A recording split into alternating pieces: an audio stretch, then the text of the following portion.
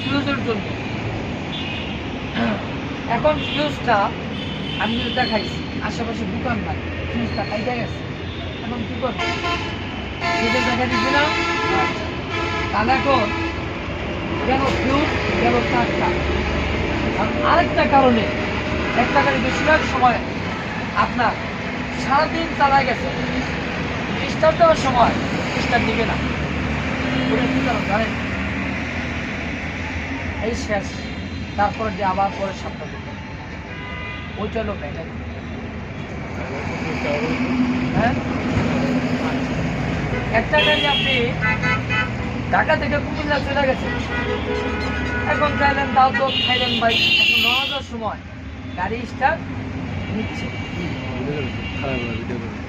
এটা কি কারণ? তো ব্যাটারি কি কারণ সেটা বলতে পারেন আপনারা? না ব্যাটারি বেল ছিল, চাপ হইব না, ওই যে দিকগুলো চাপ হইব। না না না, আমি তো দিকে যাই, চলো ডায়নামো নাম জানি না, কিন্তু যদি আমি শিখছি সবুজ পাবি যাবে কত লাভ হয়ে ব্যাটারি না জানা, ওটা একটা বেল থাকে। শুনেন, এটা পারবেন না, এটা বলার জন্য কোটাকুটি করবেন। এগুলো জানেন আমার মুড নষ্ট হয়ে যাবে, বুঝতে পারছেন? আপনারা তো পারেন না, কেন বলতে চাচ্ছেন? আমার মুড নষ্ট করবেন না, সরি ভাইয়া। হ্যাঁ, আমি কথা বলতেছি, আমি আমার মুড নিয়ে কথা বলতেছি। হ্যাঁ, এই যে জানামা বেল পেন সিরামিকার ব্রাশ, আমি কি একটা বার বলছি?